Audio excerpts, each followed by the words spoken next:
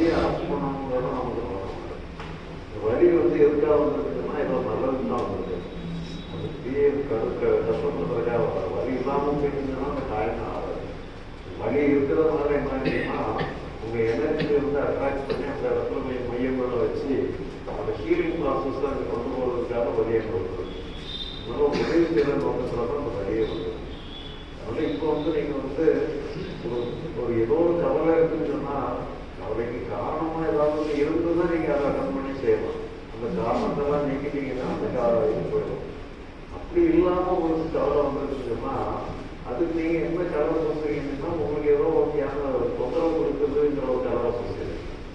கவலை பூசிட்டு இருக்கிற வரைக்கும் என்னன்னா அது ஒரு நெகட்டிவாக மாற்றி அது நீங்கள் வந்து அப்படியே மாற்றுங்க. இது அதெல்லாம் தியானம் தருவது நீங்கள் வந்து தியானம் வர மாற்றுங்க. உதவி பண்ணுறதுக்காக வந்து இந்த கவலை வந்து ஒரு உதவி பண்ணுறதுக்காக வந்திருக்குன்னு சொல்லி நீங்கள் எடுக்கிற முடிவு பார்த்தா முடிவுங்கிறது சாதாரண மாற்றம்.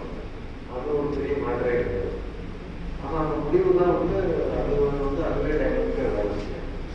அதனால நீங்கள் ஒரு முடிவு மட்டும் எடுத்ததுங்க உங்களுக்கு வரக்கூடிய எல்லாத்தையும் உதவி தான் இல்லைன்னா நம்ம சொல்ற மாதிரி எல்லாத்தையும் கொடுக்கணும். அது எப்படி இருந்தால் ஓகே.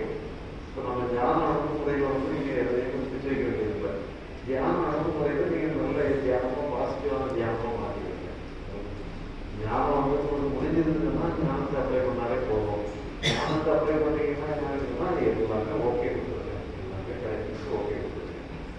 இல்லை நீங்கள் ஒரு தியானமாக மாற்றணும்னு சொன்னால் நீங்கள் ஒரு உதவி பண்ணுறதுக்காக இருக்குது. உங்களுக்கு வரக்கூடிய கவலையோ வருத்தமோ ஏதோ டென்ஷனோ எல்லாத்தையும் உதவி செய்யறது வந்துட்டு நீங்கள் ஒரு முத்திரை எடுக்கிறீங்க. உங்களுக்கு உங்கள் தொந்தரவு பண்ணுறது வந்துட்டு நீங்கள் ஒரு முத்திரையை கொடுத்து அப்படி ஒரு தியானமாக மாற்றிட்டு இருக்கீங்க. அது நல்ல தியானமாக மாற்றி கோபம் அது வந்து எண்ணம் அது வந்து நம்ம ஆக்ஷன் நடந்த செயலாக மாறுது. அந்த எண்ணத்தை வந்து நீங்கள் செயலுக்கு கொண்டு போகிறீங்க. நமக்கு நம்ம கோபம் வரணுன்றத வந்து செய்து முடிச்சுட்டு பிறகுதான் தெரியும். அப்புறம் தான் நம்ம செய்து தப்புன்றது அனலைஸ் பண்ணணும். இதை வந்து கோபம் வந்து இதை நிறுத்தணுன்றதுல எப்படி நம்ம முன்கூட்டியை பற்றி தெரிஞ்சு அந்த